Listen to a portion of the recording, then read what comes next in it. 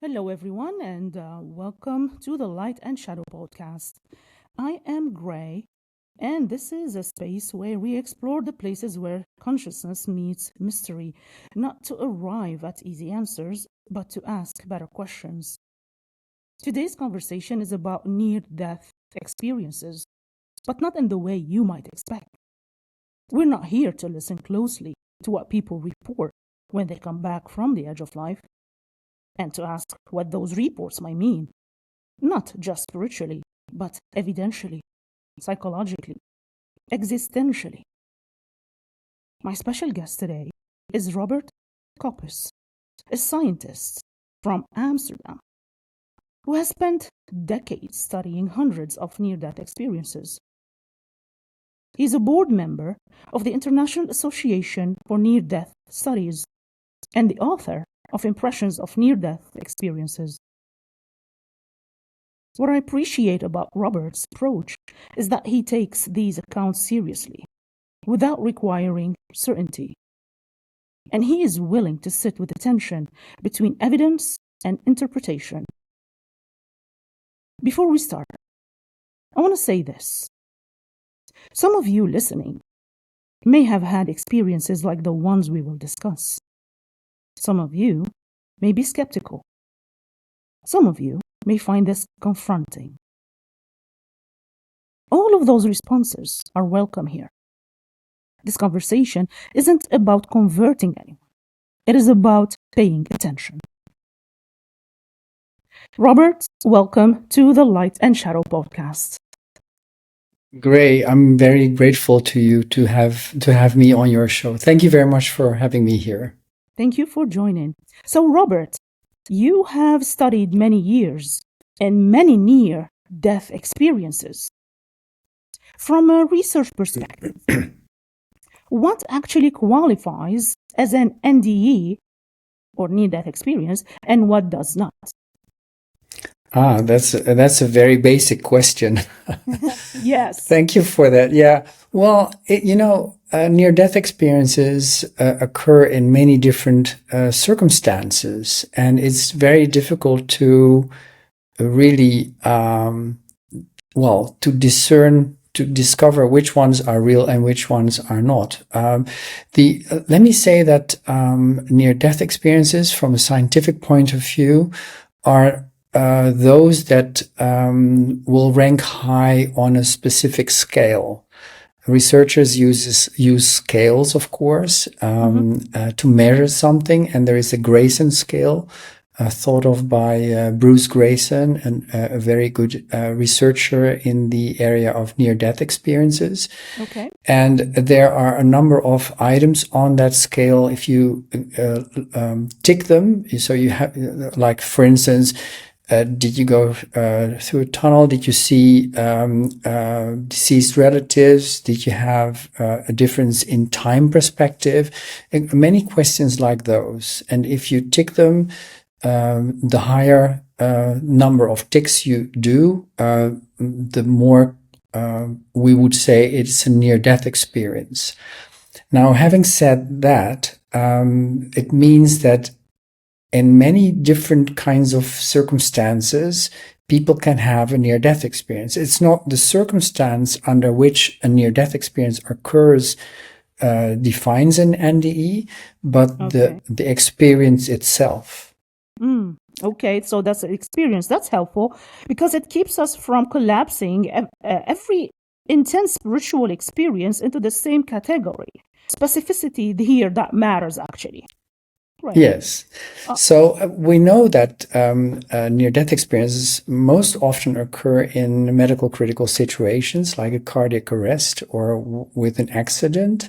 Right. But not always. There are also cases that people have these experiences that they can tick high number on this scale in circumstances where they have prayed very intensely or meditated very intensely, or in a situation where there have been a psychological crisis, and that's a lot of people have it then, and also occur occasionally when there is nothing there, so spontaneously, and that those are interesting, but they are near-death experience because they have a high tick count on the Grayson scale. Okay. Now, you've said that no two NDEs are the same, right? Yes. So what patterns usually that still emerge strongly enough that you take them seriously as a researcher? Yes. Well, for instance, many people think that going through a tunnel is something that is necessary for a near-death experience, but it's not. So there are a lot of people who experience a tunnel or something like that. Sometimes it's a cave, or sometimes it's just a river they need to cross. But not everyone has that. Sometimes people arrive in this otherworldly environment. Sometimes they call it heaven, in a different way, just instantaneously. So, and then other items, most often, items like feeling unconditional love is one that ranks high, and the feeling of close interconnection with others. I would say those two are among the ones that would occur a lot of times in near-death experience. But as you said, they are not all the same. Yeah. And probably that is because this otherworldly environment is so different from our world that we don't have words and concepts enough in our language to describe them. Right. So what strikes me about that consistency is that it crosses not just culture, but also levels of prior belief. So people who had no framework for this beforehand report remarkably similar core elements. So it depends on each person and their belief system, actually.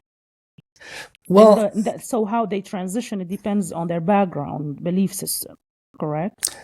How they perceive things. It sometimes depends on their belief system, because that's the only thing that they can relate things to. But near-death experiences can occur to anyone.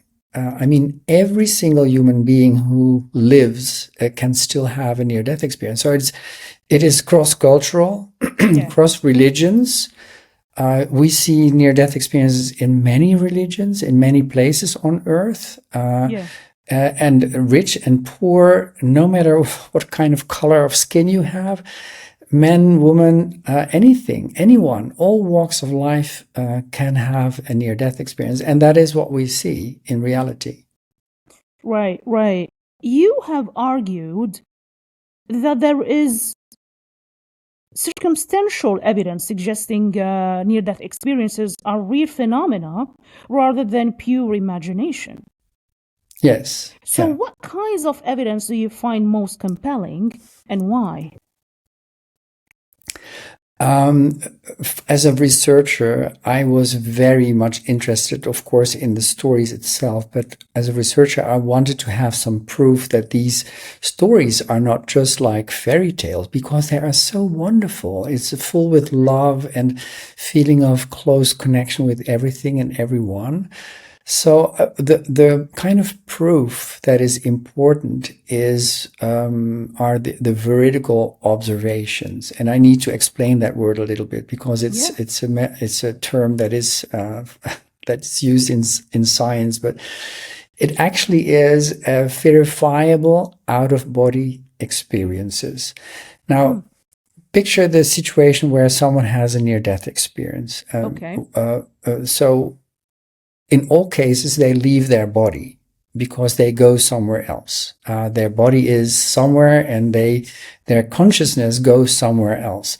But in the brief time that they go to this otherworldly environment, they sometimes have the time to look around their body. So, for instance, in an operating room, or at the place where they had the accident, they could see what is happening around them, around the body, because their consciousness is outside the body. Now, if they see things, or they hear conversations of doctors and nurses talking about whatever they are doing, or they see the tools they are using, or they see what is happening at the accident site, then they can later ask or mention it and ask if someone saw that. So that it needs to be independently verified by a third party. So like the doctors or the nurses or someone else that's helping at the scene, they should be telling or confirming that what the NDEer saw was real, because that would indicate that your consciousness can be outside your body. When your body is out, no consciousness, and it still sees and hears stuff that's going on around the body, then that's proof that the consciousness can be separate from the body. Correct. And that is, yes, and that is the first category of veridical observations, I would say, when people see things that are going on Earth. But there's also a lot of stories of people that go to this otherworldly environment and they have meaningful conversations there. And when they come back again, they say, well, I heard this and that. And when that is independently confirmed, then that is a proof as well. But that is more proof that this otherworldly environment exists. And that is interesting. It is. And maybe I can give you an example there. Yes. I had there are a few examples that I can give. One of them is in my own experience, where I had a discussion with a woman in 2008, which was just before the financial crisis. And she had her near-death experience 22 years before that, in I think 1986 or so. So that was long before the crisis occurred. And she told me that because of the anxiety in the world that she felt with the rescue of Bear Stearns, that was in March 2008, she knew that this crash would come along. And she said it's going to happen very quickly.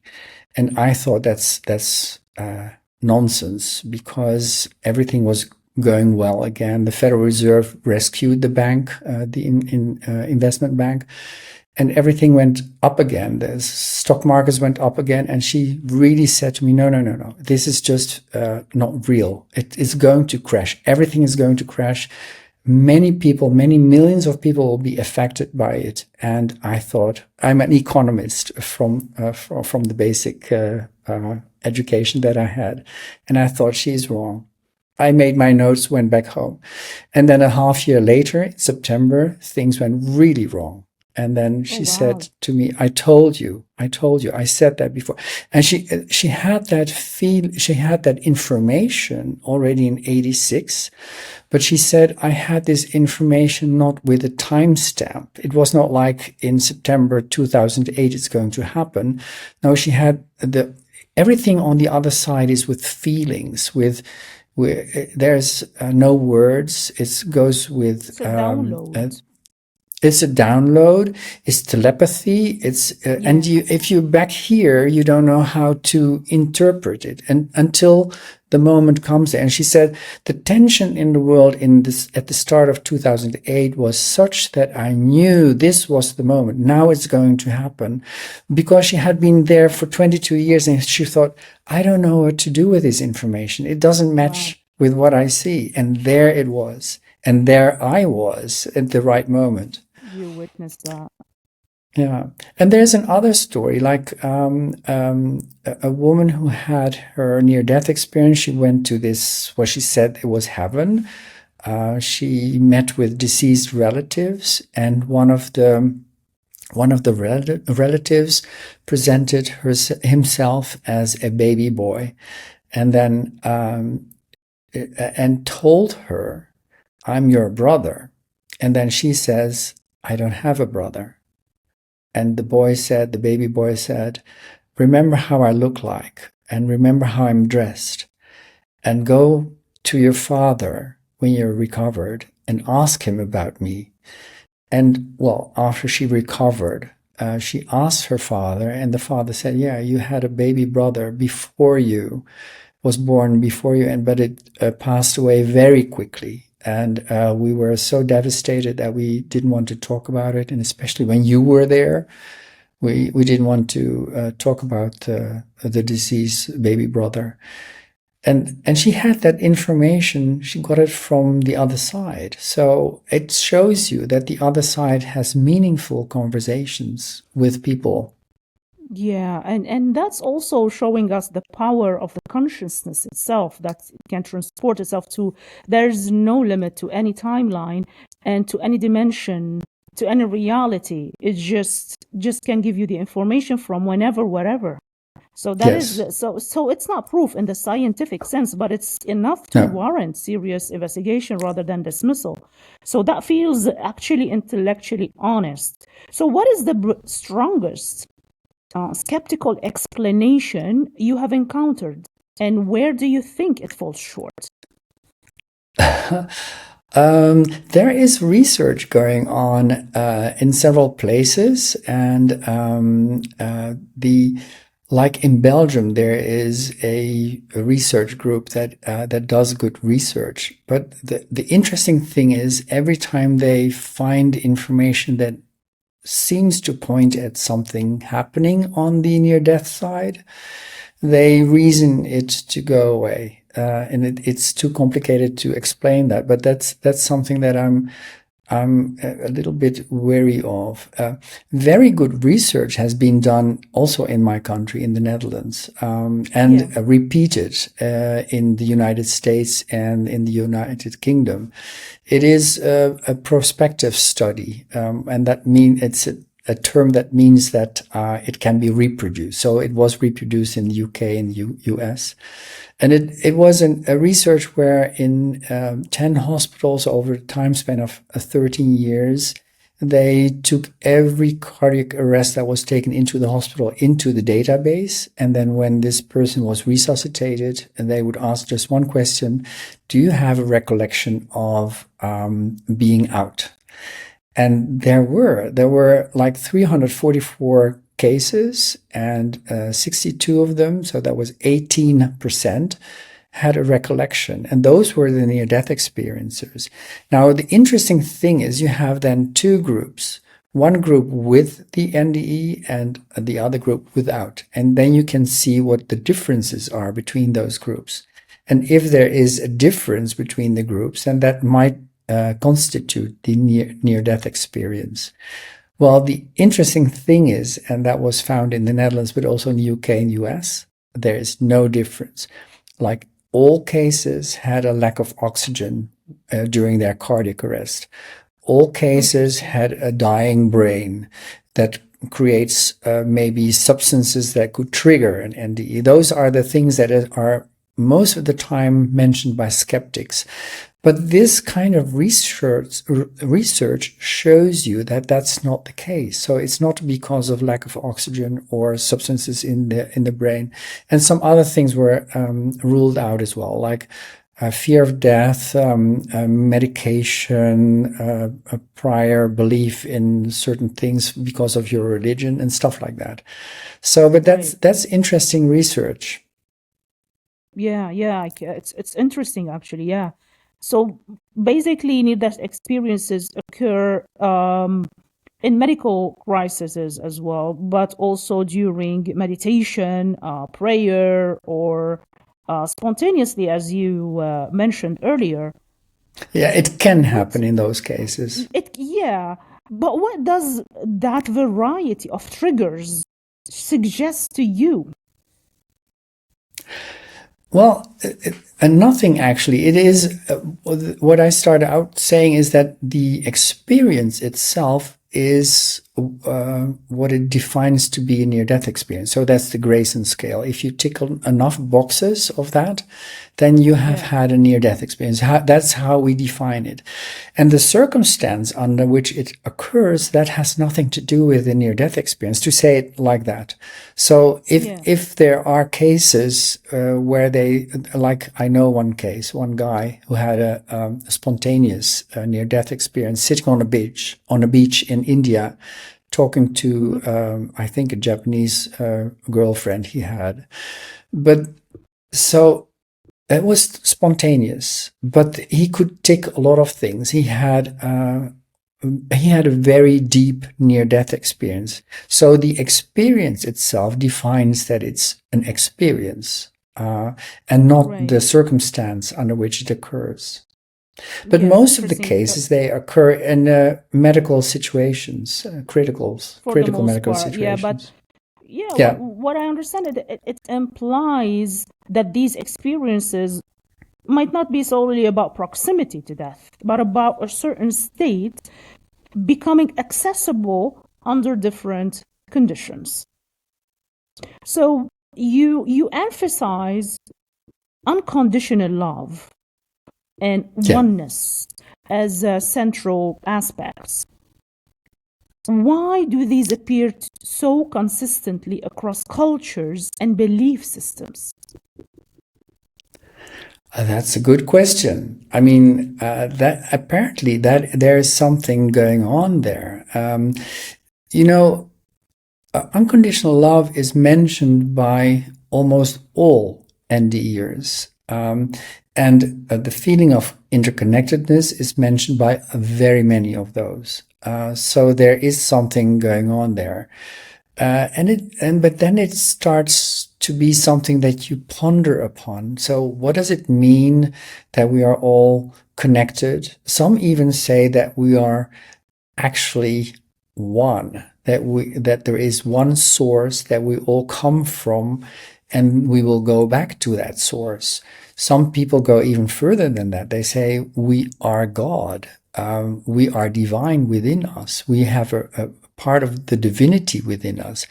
And so if we die, that divinity goes back again to God because it belongs there. I mean, I just quote people on this. It's something that I find amazing. It's interesting for me to see those quotes, and I see a lot of them. When I wrote my book, I didn't know that. But I went reading and listening to so many NDEs, and at one point it struck me that there were so many of these that it Right. should be a separate category, and that's one of the I categories in agree. my book. I agree because at the end of the Yeah. day, love, and I mean, love, it is, and it's Yes. supposed to be unconditional. And love is the highest frequency. So Yes. it is already there, and it's common, whether if it's in ND, whether if it's either in what you're still living, whatever you're practicing, whatever religion, and that's my take on it. Whatever religion you belong to, whatever, even if you are spiritual, whatever the case may be, that is the connection between everybody, Yes. the oneness, right? Yeah. So, The love. correct. Yeah. It's the highest frequency Yeah. of all. And even Absolutely. Jesus, Buddha, everybody was talking about the Ascended Masters. They're all talking about love as the highest frequency, and that was among their teachings. So, are there cases here where people, to you, that resist or struggle with these elements during a near-death experience, where the love or the oneness feels confronting rather than comforting?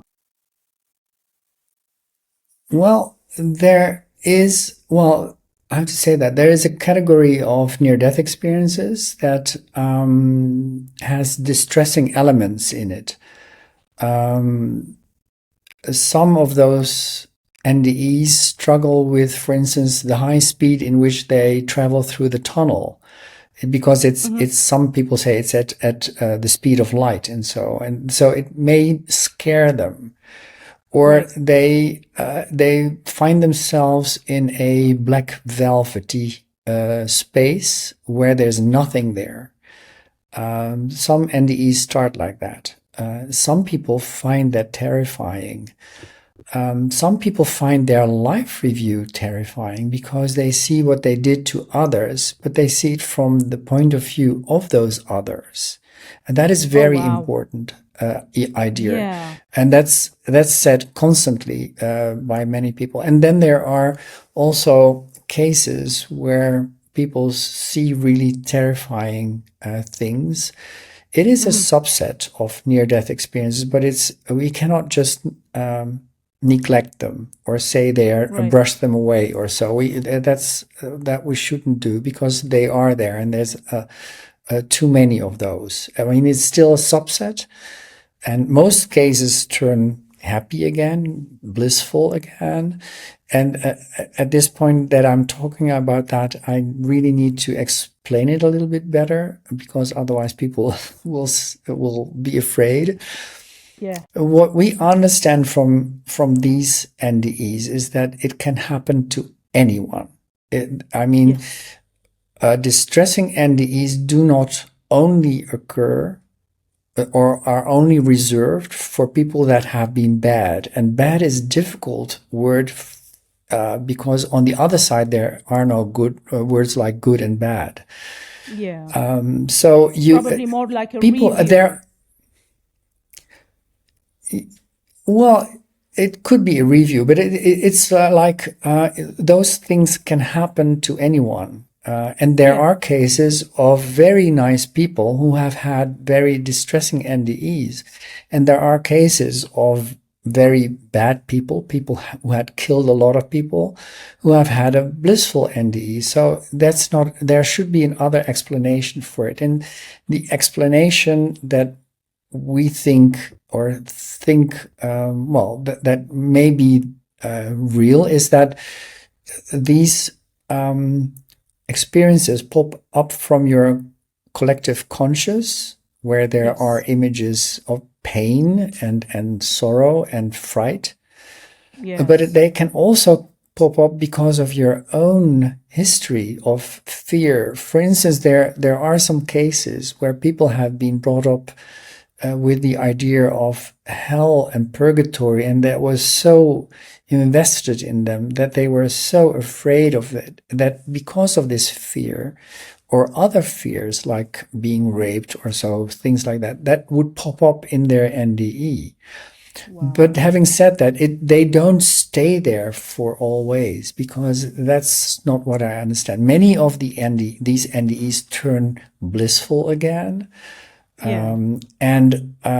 There's also the possibility of people to influence their own NDE by thinking of love, by meditating. There are cases like that, or asking for God, God of your religion.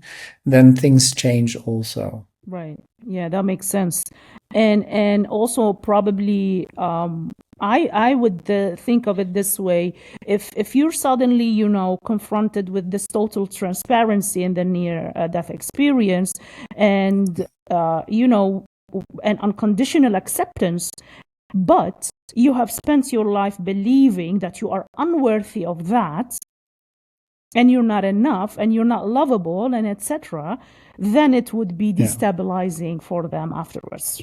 Correct? So that is also one of those cases. Could be. Those cases are there, so that you have been demeaning yourself. But eventually it will disappear. That's what I believe, and that's what is being told to me by NDEers too. They say there is no hell and no purgatory. Everyone goes home. Everyone goes to the side. There is only one side. There is only one side. Yeah, I truly believe that too. You describe life reviews as especially specific and transformative.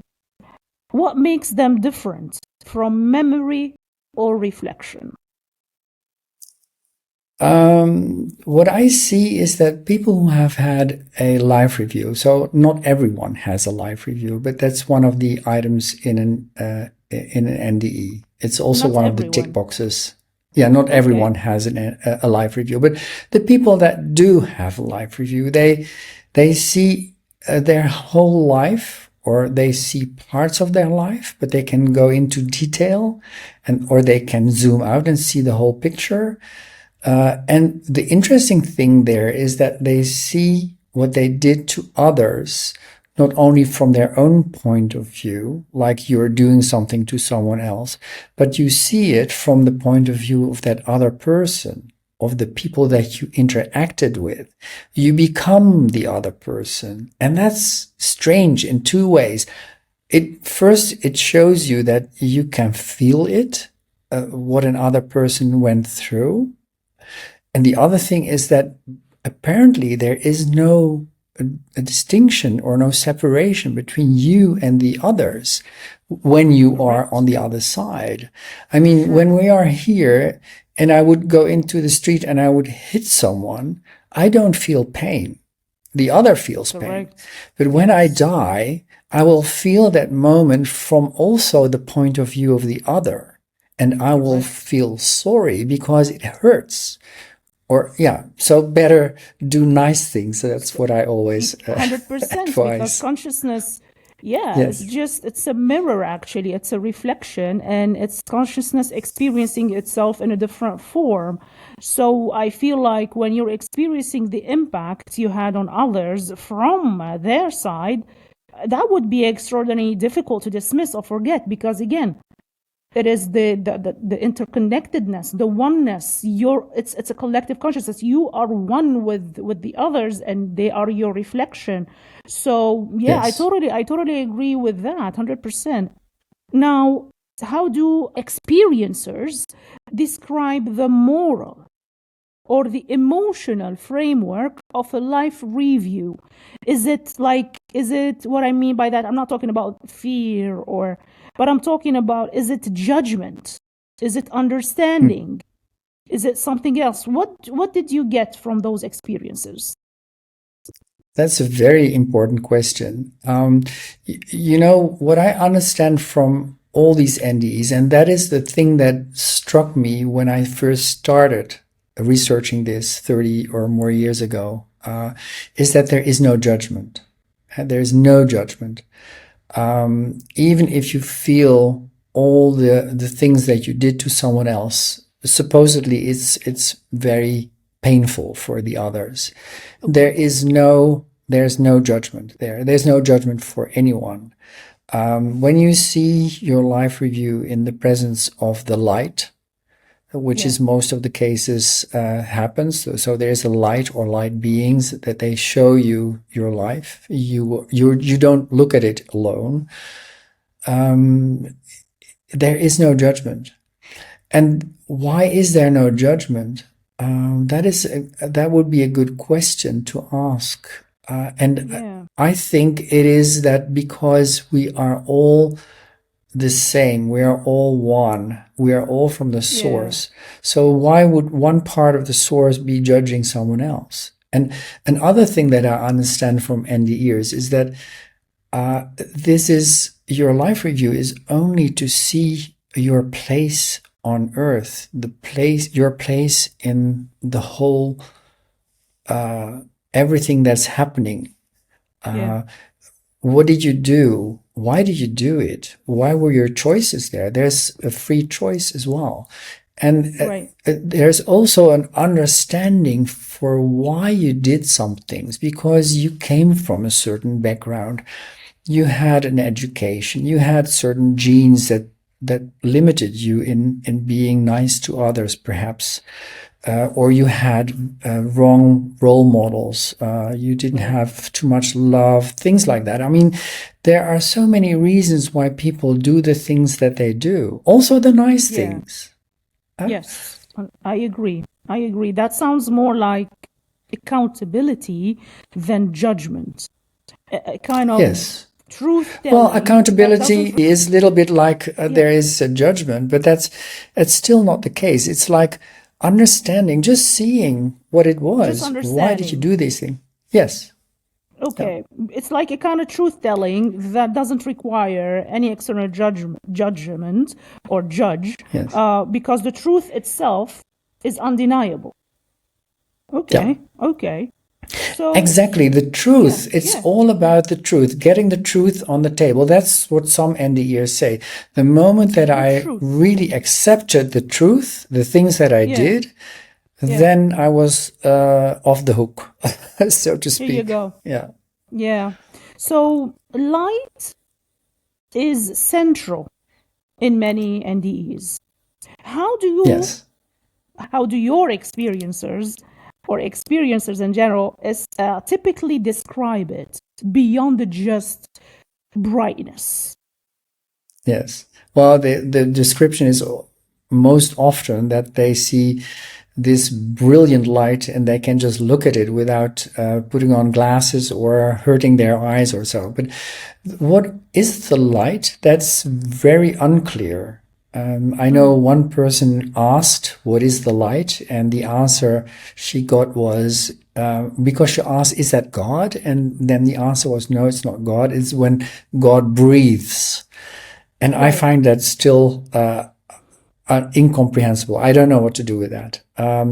Other people say there's light. That's where everything is built up from. It's the love or anything like that. But it's very unclear really what it is. But there is a lot of light on the other side. What is your take about that? I know that you have your ideas about light as well. For sure. And that's why my podcast is called The Light and Shadow. And actually, that is a beautiful question. And that image, when God breathes, captures something I work with constantly. Because of my work as a spiritual mentor, I tend to approach light less as a light and more as a quality of being. In spiritual practice, light often points to awareness itself, the capacity to know, to include, to illuminate both what we call light and what we usually push into the shadow. So, what resonates with me in the NDE accounts is that the light is not described as blinding or overpowering, but as intimate and relational. People feel seen by it completely, including the parts of themselves they usually hide. That mirrors what many contemplative traditions point to, even though the language differs. So when someone says the light is God breathing, I don't take that literally, but I do take it seriously. It sounds like an attempt to name something alive, dynamic, and generative, something that gives rise to experience rather than simply appearing within it. From my perspective, the light is inseparable from the shadow.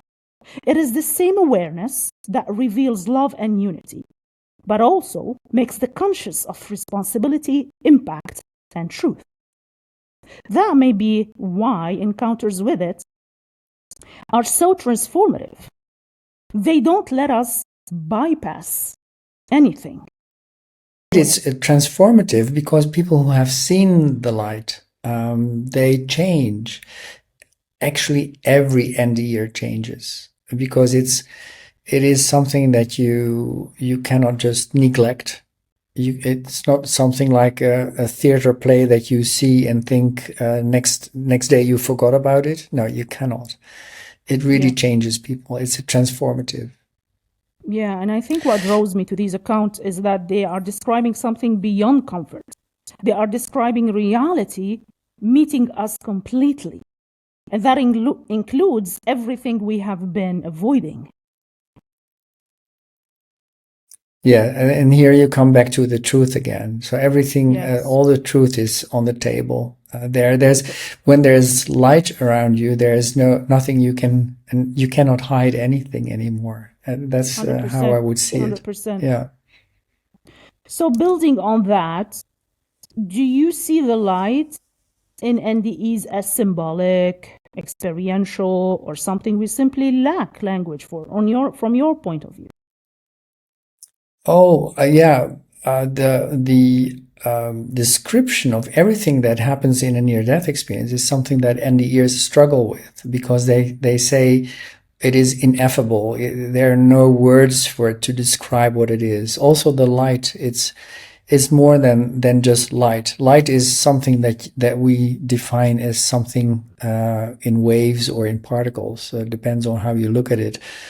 But on the other side, it's something different, and You have so many descriptions of it, but always in a very, very nice way. It's always something that makes people happy, because with the light comes also the unconditional love.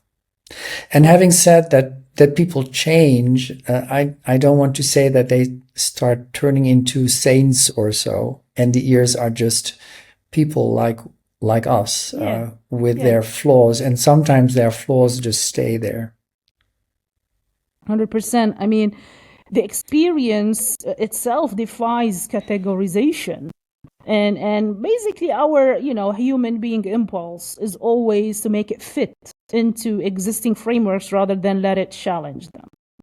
Now, what do you think researchers still misunderstand most about NDEs?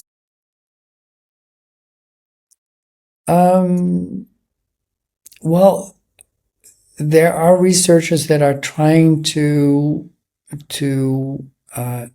prove that near-death experiences are just something of the brain. And I think it's good that these researchers are there, because you have to research things that are unknown still, and you have to accept that some people try to prove that it's something else than you expected or that you thought it was.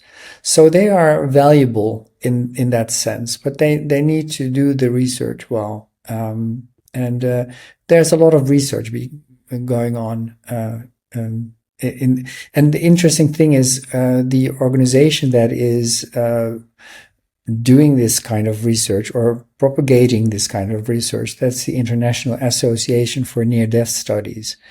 And that's a very interesting organization for people who want to know more about this. It's IANDS.org to go to. And they will find research there, but they will also find stories of NDEs. We also have a conference coming up in August in Seattle, with a lot of interesting guests to talk about the subjects. What is the website for the people to go and check the researching, and if people are skeptical and they want to know more, can you please let us know?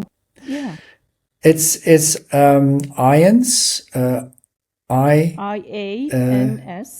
ANDS. IANDS. Yes. Okay. Yeah, it's International Association for Near-Death Studies. And then the abbreviation at .org. .org. Yeah. Good. Thank you. So how has studying near-death experiences changed how you personally understand life, if at all? It did, really. Because of the book that I wrote, and the fact that I discovered that being part of one big whole, like the source, we are all part of the source. That is something that I find important, because it means that there is no separation between you and me.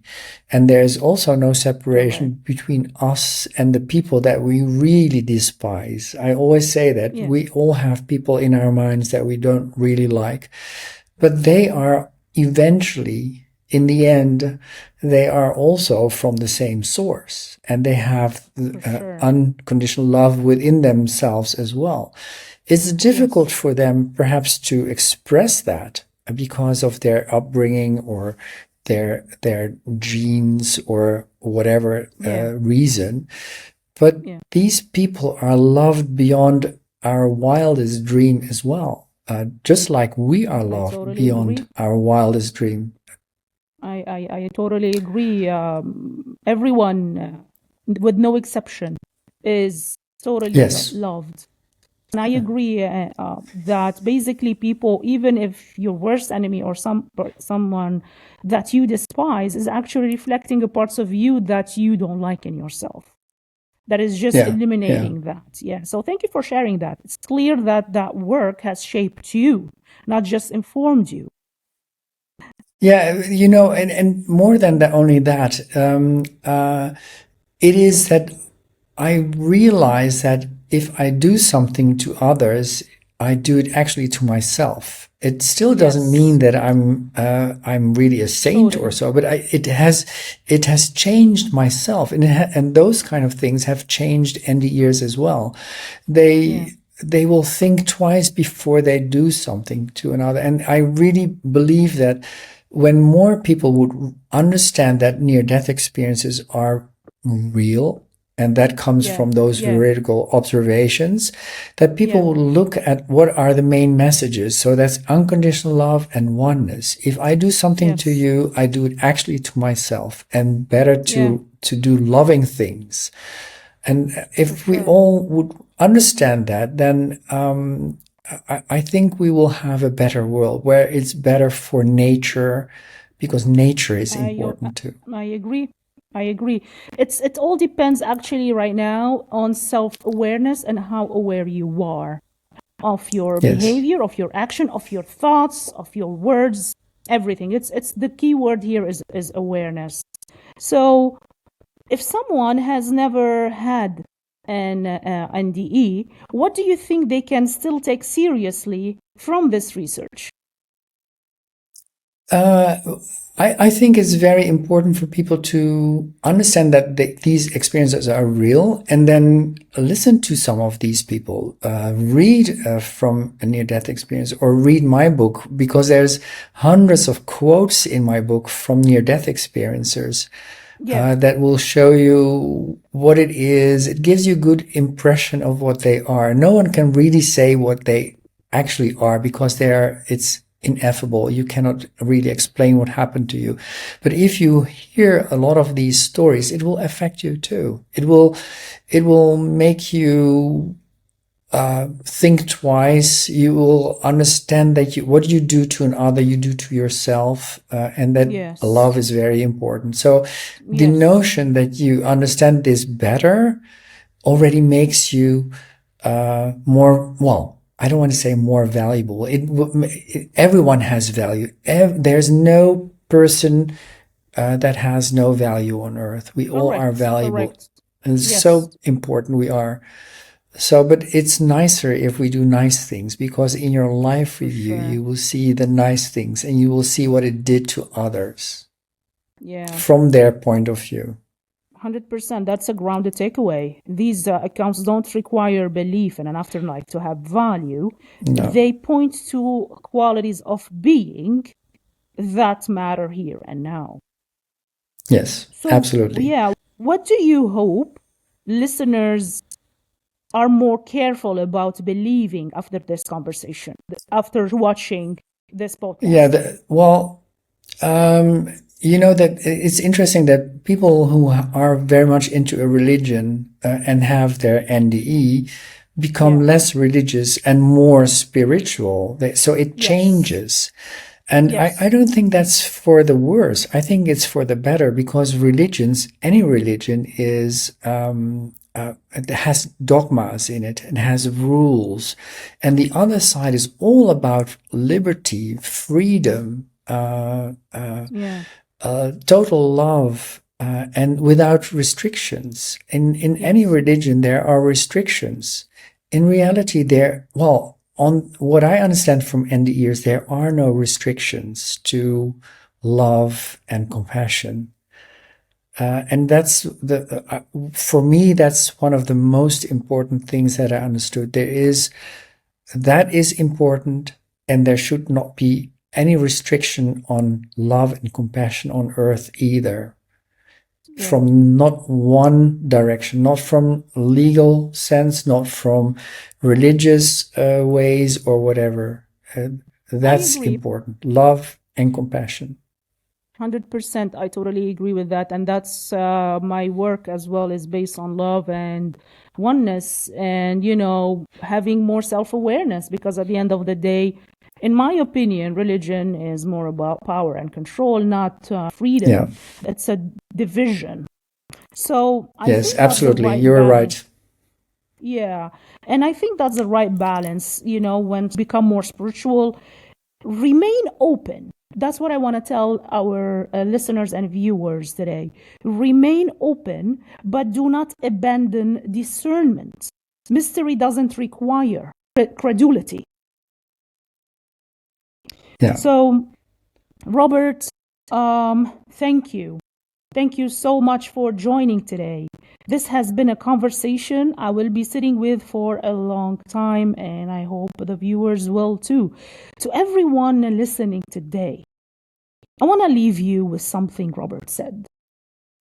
That these experiences seem to point again and again toward love and interconnection, but not in a way that bypass difficulty or truth. If there's something to take from this, it is not a belief system, but a question. What should it mean to live as if we are seen completely and loved anyway? You can find Robert's work through, I'm going to tag your social media, Instagram, Facebook, and YouTube, as well. His book, The Impressions of Near-Death Experiences, make sure to check that out as well.